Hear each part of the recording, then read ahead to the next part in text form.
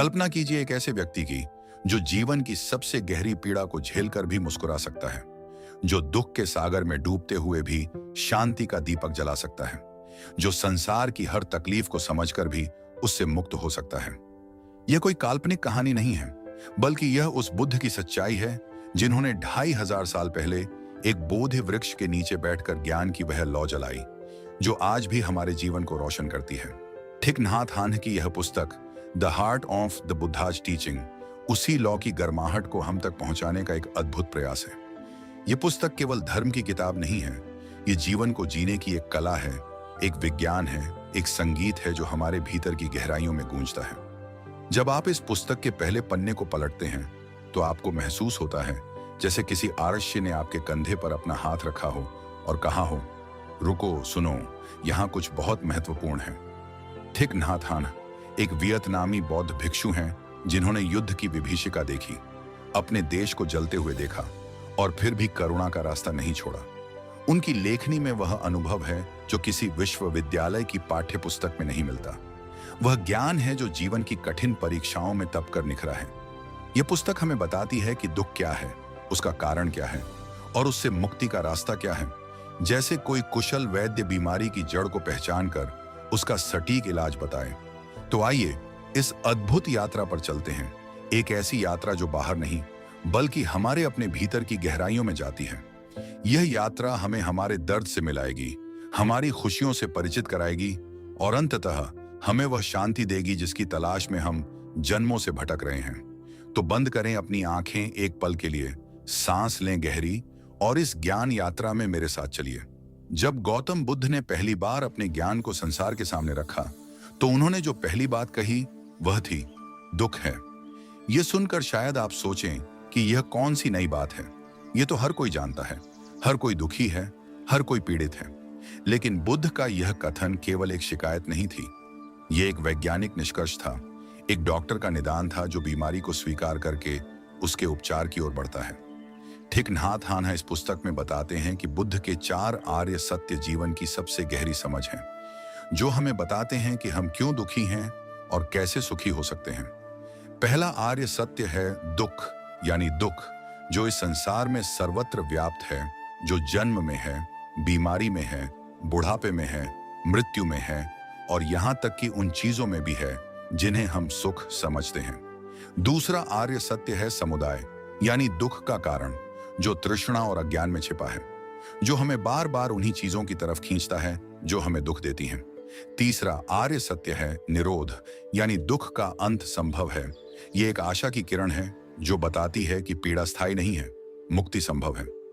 चौथा आर्य सत्य है मार्ग, वह अष्टांगिक मार्ग जो हमें दुख से मुक्ति की ओर ले जाता है, जैसे एक नक्शा हमें जंगल से बाहर निकालता है।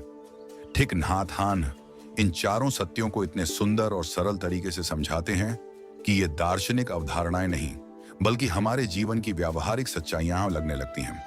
वे कहते हैं कि ये 4 सत्य एक डॉक्टर के 4 कदमों की तरह हैं। पहले बीमारी की पहचान, फिर उसके कारण की खोज, फिर ठीक होने की संभावना और अंत में उपचार का तरीका।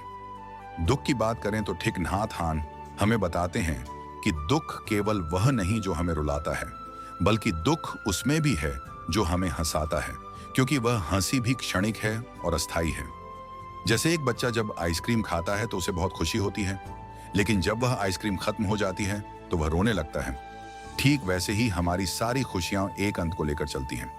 यह जानना बहुत जरूरी है, क्योंकि जब हम ये समझ लेते हैं कि खुशी भी अस्थायी है और दुख भी अस्थायी है, तो हम दोनों के प्रति एक नई समझ विकसित कर पाते हैं। थिक नाथ हान दुख को 3 प्रकारों में बांटते हैं, जिनमें पहला है साधारण दुख जैसे दर्द, बीमारी, उदासी। दूसरा है परिवर्तन का दुख, जब हमारी प्रिय चीजें बदल जाती हैं। और तीसरा है अस्तित्व का दुख, जो हमारी स्वयं की क्षण भंगुरता से उत्पन्न होता है। वे एक बहुत सुंदर उदाहरण देते हैं कि जैसे एक फूल खिलता है, मुरझाता है और झड़ जाता है, लेकिन इस पूरी प्रक्रिया में एक सुंदरता भी है जिसे हम तभी देख सकते हैं जब हम अनित्यता को स्वीकार करते हैं। हम अक्सर अपने दुख से भागते हैं, उसे दबाने की कोशिश करते हैं, उसे शराब में डुबोते हैं, काम में व्यस्त रहकर उसे भूलने की कोशिश करते हैं। लेकिन थिक नाथ हान कहते हैं कि दुख से भागना समस्या का हल नहीं है। सच्चा रास्ता यह है कि हम अपने दुख के पास बैठें, उसे समझें, उसे गले लगाएं, उसे एक माँ की तरह आलिंगन दें जो अपने रोते हुए बच्चे को गोद में लेती है और कहती है, मैं यहाँ हूं, तुम सुरक्षित हो।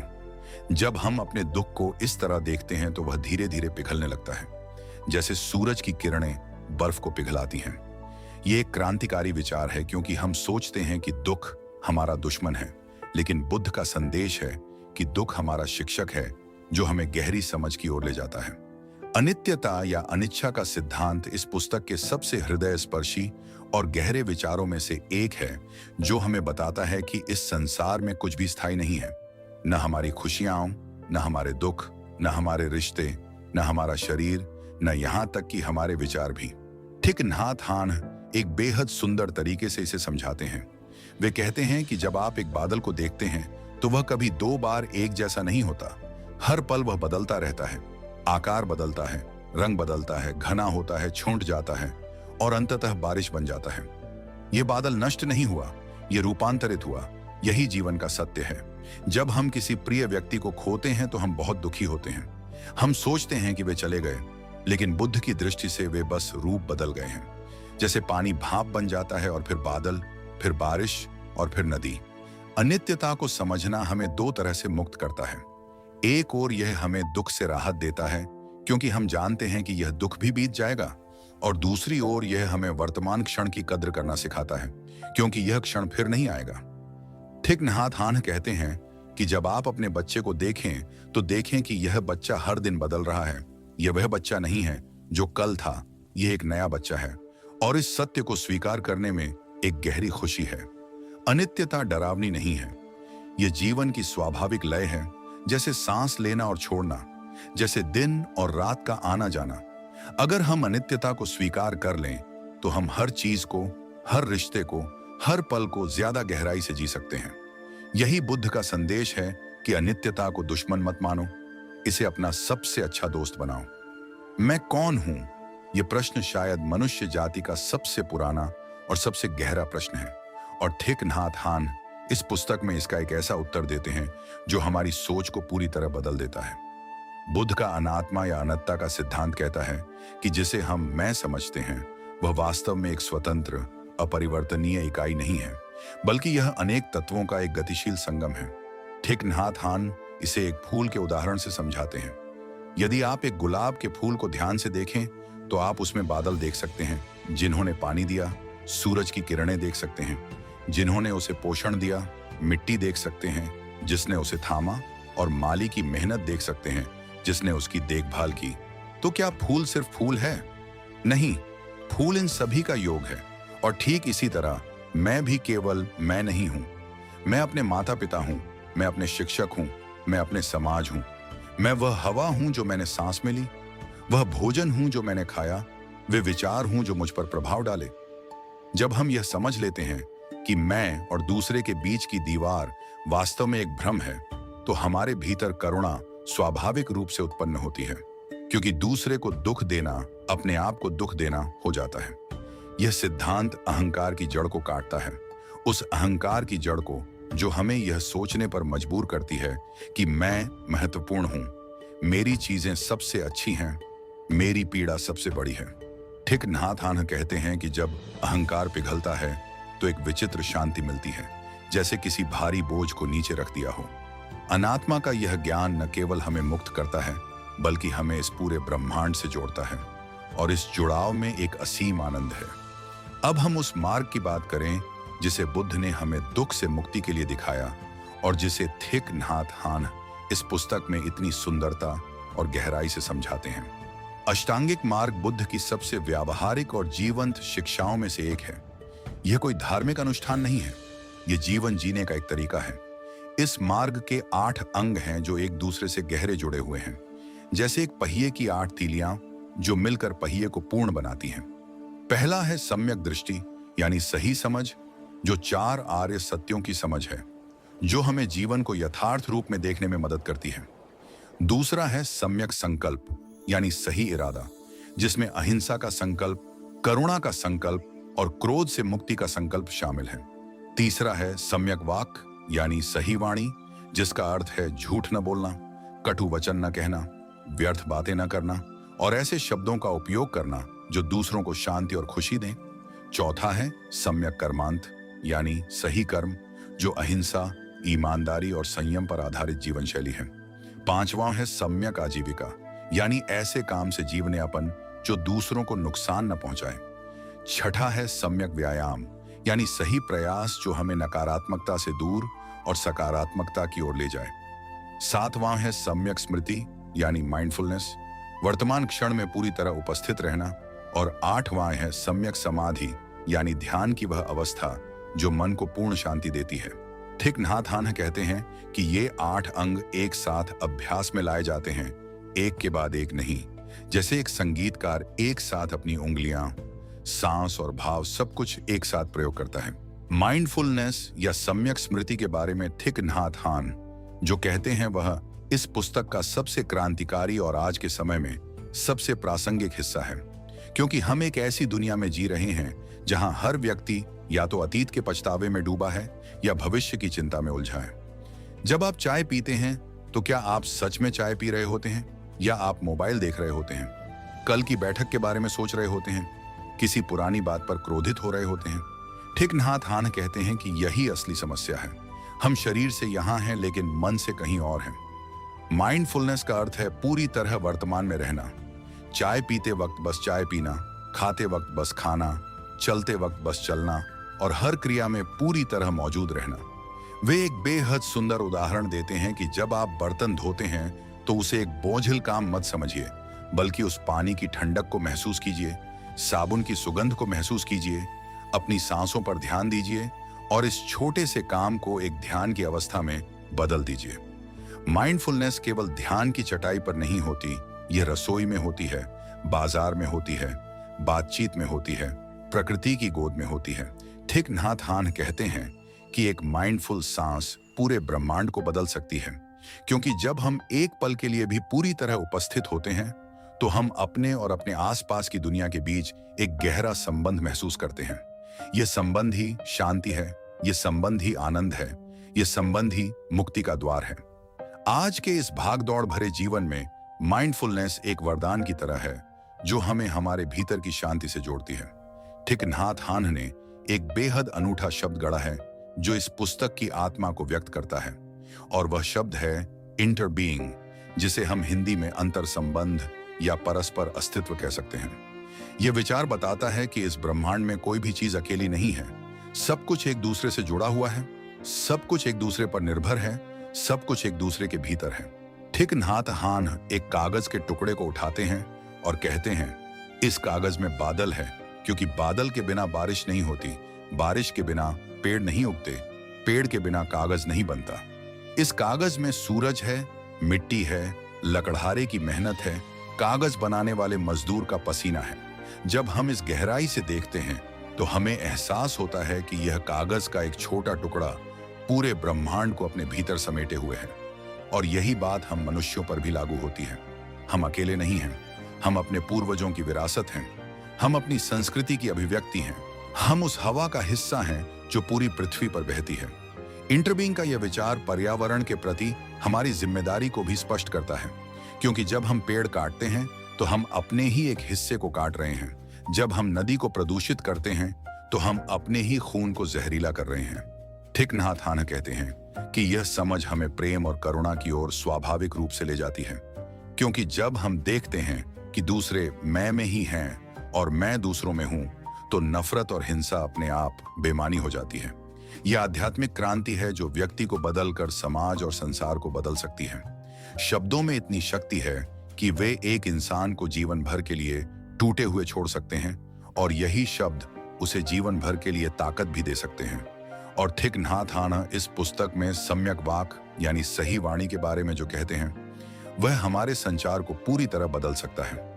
उन्होंने लव स्पीच यानी प्रेम वाणी का एक सुंदर सिद्धांत दिया है जो कहता है कि हमें अपनी बात इस तरह कहनी चाहिए कि दूसरे को सुनने में दर्द ना हो और कहने में अपमान का भाव ना हो। अक्सर हम जो सोचते हैं वह बिना सोचे समझे बोल देते हैं। क्रोध में ऐसे शब्द निकल जाते हैं जो सालों तक घाव देते रहते हैं, और फिर हम कहते हैं मेरा मतलब ये नहीं था।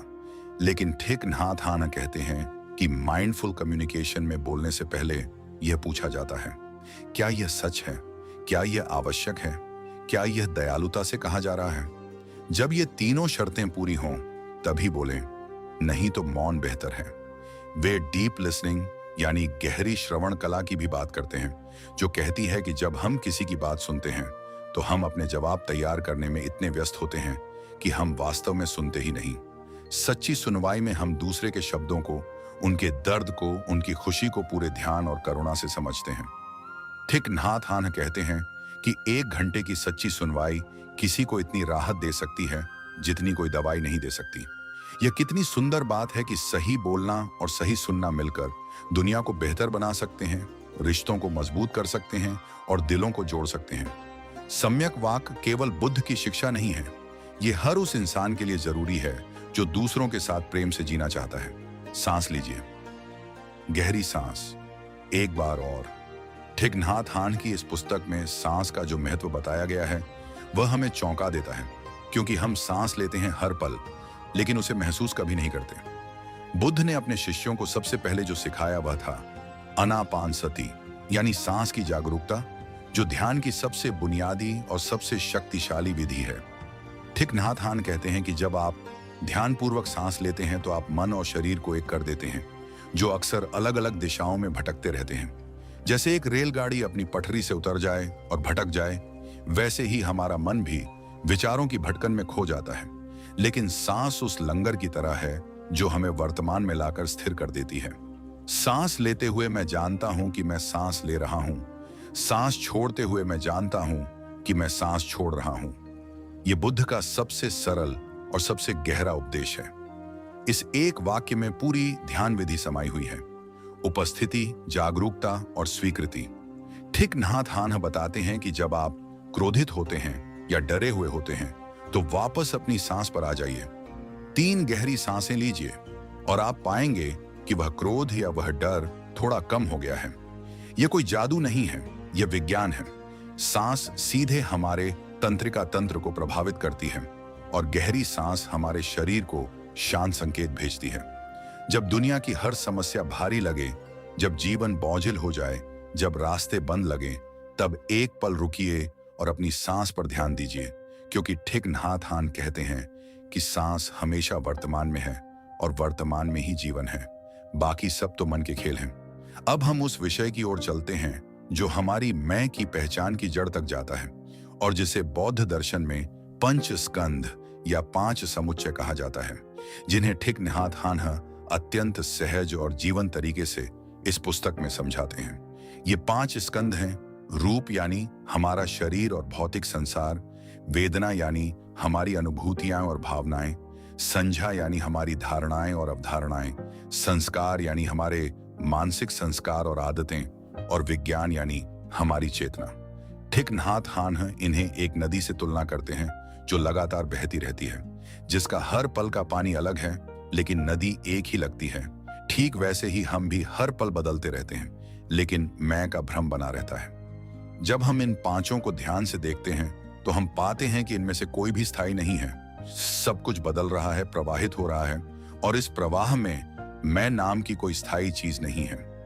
यह ज्ञान अहंकार को कमजोर करता है और करुणा को मजबूत करता है।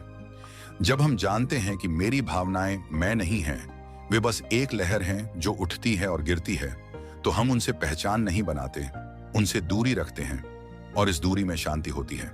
थिक नाथ हान एक बहुत मार्मिक बात कहते हैं कि जब कोई आपसे कहे तुम बेकार हो, तो आपको यह नहीं मानना है कि आप बेकार हैं, क्योंकि आप उस क्षण की वेदना से बड़े हैं, आप उस धारणा से बड़े हैं।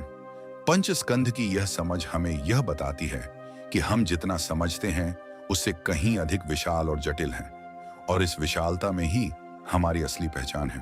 कर्म का सिद्धांत शायद बौद्ध दर्शन का सबसे अधिक गलत समझा गया हिस्सा है, जिसे लोग अक्सर एक ऐसे दैवीय न्याय के रूप में देखते हैं जहां जैसा करोगे वैसा भरोगे। लेकिन थिक नाथ हान इस पुस्तक में कर्म की एक बिल्कुल अलग और गहरी व्याख्या करते हैं। वे कहते हैं कि कर्म का अर्थ है क्रिया, और हर क्रिया का एक परिणाम होता है, लेकिन यह परिणाम तुरंत नहीं आता। यह जैसे एक बीज की तरह है जो उचित परिस्थितियों में अंकुरित होता है।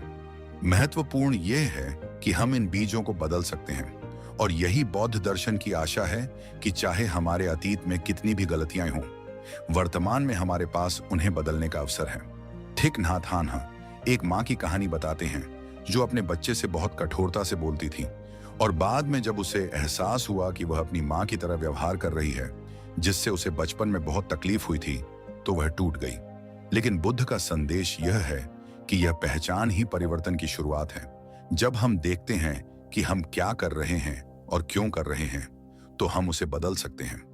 हमारे भीतर अनेक बीज हैं, क्रोध के बीज, करुणा के बीज, ईर्ष्या के बीज, आनंद के बीज, और हम जिन बीजों को पानी देते हैं वे बढ़ते हैं। माइंडफुलनेस और ध्यान के द्वारा हम सकारात्मक बीजों को सींचते हैं और नकारात्मक बीजों को सूखने देते हैं। थिक नाथ हान कहते हैं कि हम अपने पूर्वजों के कर्मों को भी अपने साथ लेकर चलते हैं, और हम अपने भविष्य की पीढ़ियों के लिए जो बीज बोते हैं वह हमारी जिम्मेदारी है। कर्म इस तरह एक व्यक्तिगत और सामाजिक दोनों ही स्तरों पर काम करता है, और इसे समझकर हम अपने जीवन को और अपने समाज को बेहतर बना सकते हैं। निर्वाण यह शब्द सुनते ही मन में एक रहस्यमय, दूर की, असंभव सी अवस्था की छवि उभरती है, जैसे कोई ऐसी जगह जहां केवल संत पहुंच सकते हैं। आम इंसानों के लिए वहां पहुंचना असंभव है। लेकिन थिक नाथ हान इस पुस्तक में निर्वाण के बारे में जो कहते हैं वह हमें चौंका देता है और राहत भी देता है। वे कहते हैं कि निर्वाण कोई दूर की जगह नहीं है, यह कोई मृत्यु के बाद मिलने वाला इनाम नहीं है, यह इसी क्षण में, इसी जीवन में उपलब्ध है। निर्वाण का शाब्दिक अर्थ है बुझाना। जैसे एक दीपक की लौ जो तृष्णा, क्रोध और अज्ञान की ऊर्जा से जलती है, उसका बुझ जाना। जब वे आग बुझती हैं तो जो शांति बचती है वही निर्वाण है। थिक नाथ हान एक सुंदर उदाहरण देते हैं। जब आप पूरी तरह वर्तमान में होते हैं, जब आप एक फूल को देखकर सच में उसकी सुंदरता को महसूस करते हैं, जब आप अपने प्रिय के साथ बैठे होते हैं और पूरी तरह उस क्षण में होते हैं, तो वह एक प्रकार का निर्वाण ही है। निर्वाण की झलकियां हमें हर दिन मिलती हैं जब हम माइंडफुल होते हैं, जब हम करुणा का अनुभव करते हैं, जब हम क्षमा करते हैं, जब हम सच को स्वीकार करते हैं। यह कोई रहस्यमय घटना नहीं है, यह अपनी सबसे गहरी प्रकृति में वापस लौटना है जो शुद्ध, शांत और मुक्त है। थिक नाथ हान कहते हैं कि हर मनुष्य के भीतर बुद्ध प्रकृति है, यानी जागरण की क्षमता, और यह क्षमता किसी को दी नहीं जाती, यह पहले से ही हमारे भीतर है, बस ढकी हुई है।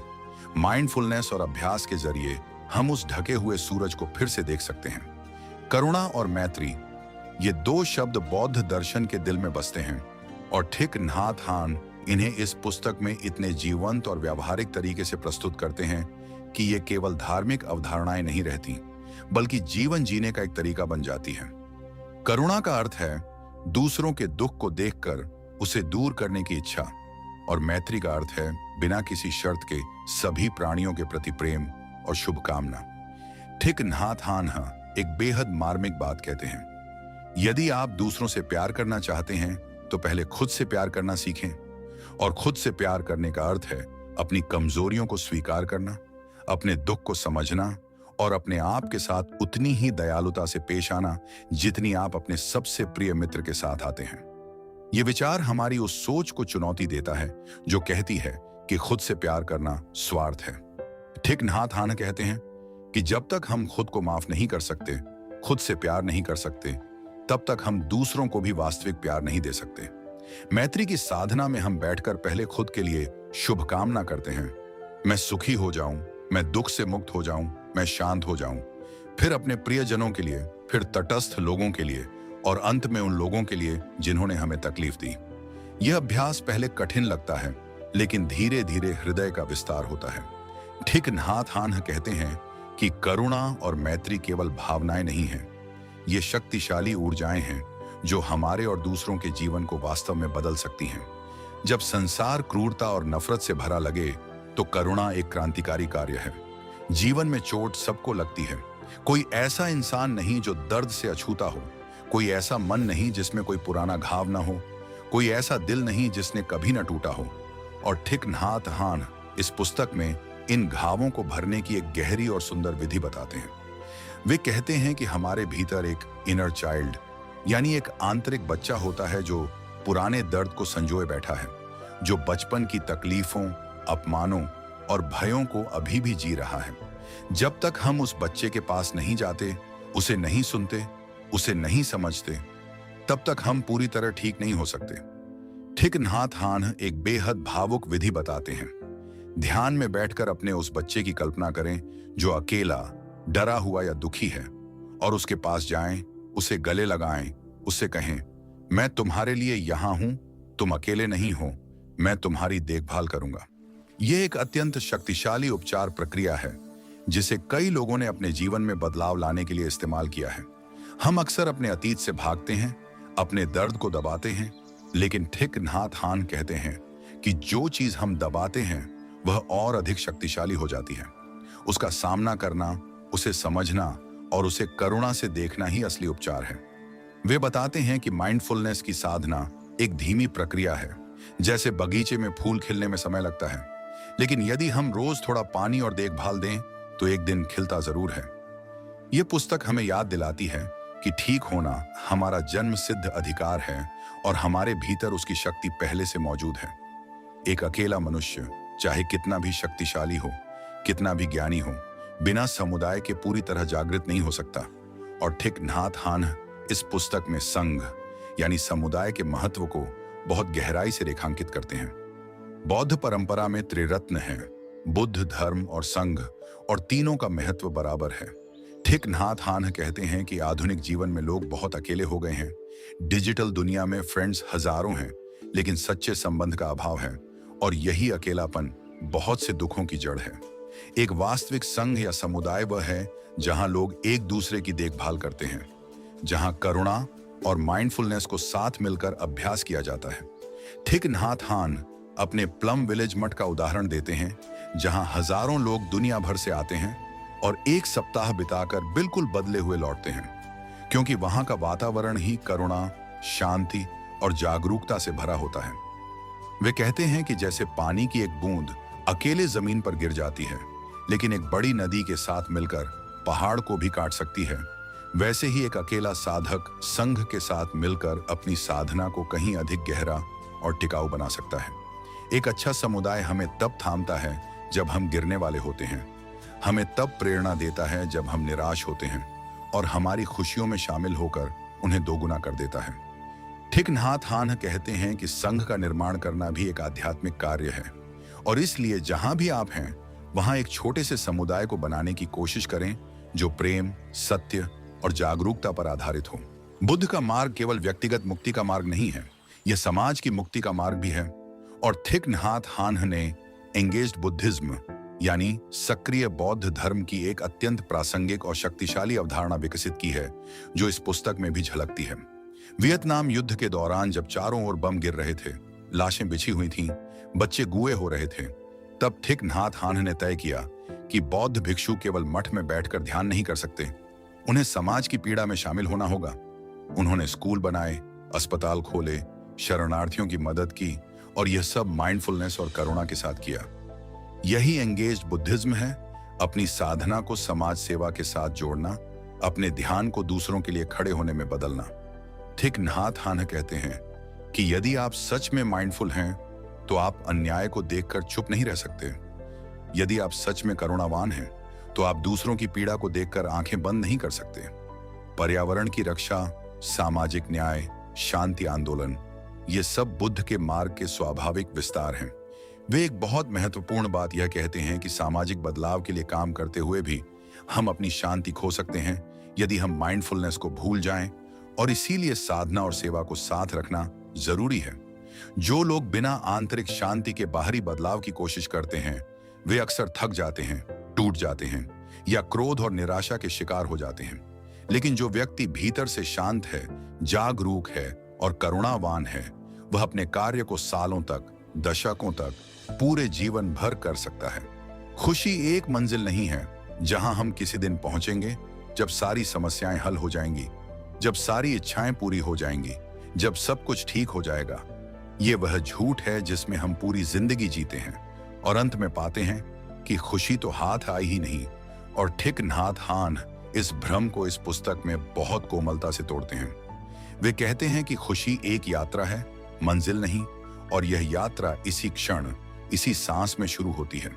कोई रास्ता शांति तक नहीं जाता, शांति ही रास्ता है। यह उनका एक प्रसिद्ध कथन है जो इस विचार को बेहद स्पष्ट रूप से व्यक्त करता है। ठीक नाथ हान हमें याद दिलाते हैं कि हमारे जीवन में पहले से इतनी खुशी है जिसे हम देख नहीं पाते, क्योंकि हम भविष्य में खोए रहते हैं।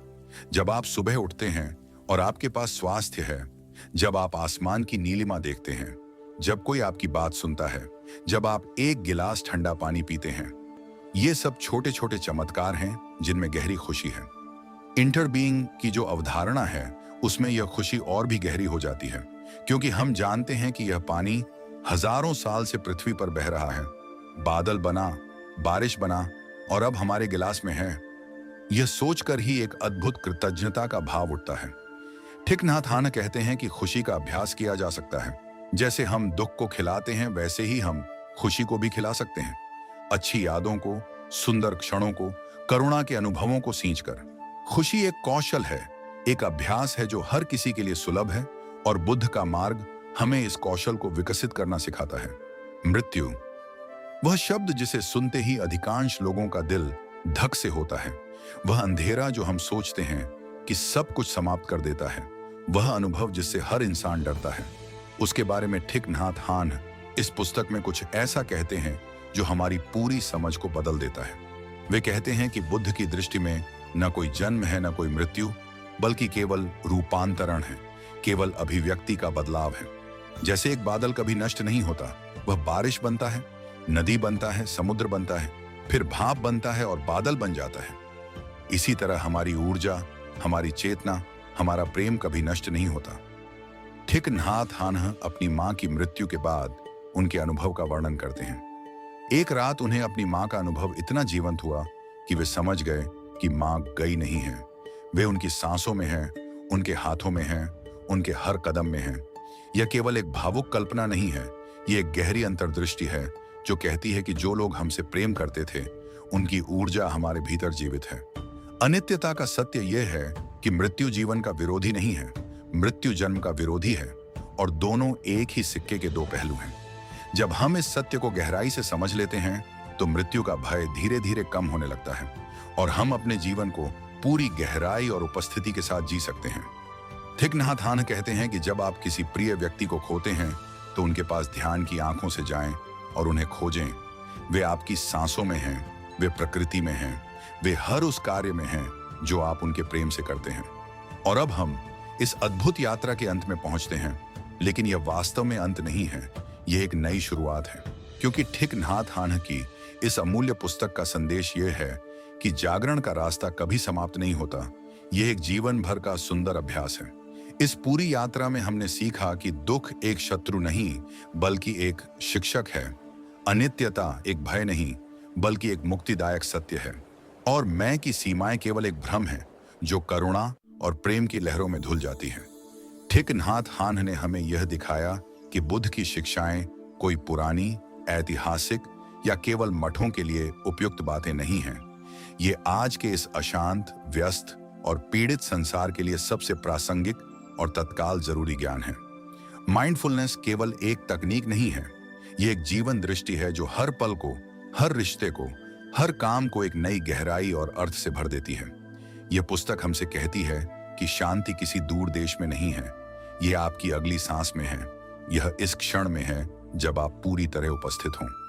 जो जीवन आप जी रहे हैं वह चाहे कितना भी कठिन हो, उसमें सुंदरता है, उसमें अर्थ है, उसमें परिवर्तन की संभावना है। ठीक नाथ हान की आवाज में एक ऐसी करुणा है जो हमें बताती है कि हम सभी इस संसार में एक साथ हैं, सभी दुख उठाते हैं, सभी प्रेम चाहते हैं, और इसी साझेपन में हमारी एकता है। तो जैसे आप इस यात्रा के अंत में पहुंचते हैं, एक गहरी सांस लीजिए और अपने आप से यह प्रश्न पूछिए, क्या मैं अभी इस पल में पूरी तरह जीवित हूं?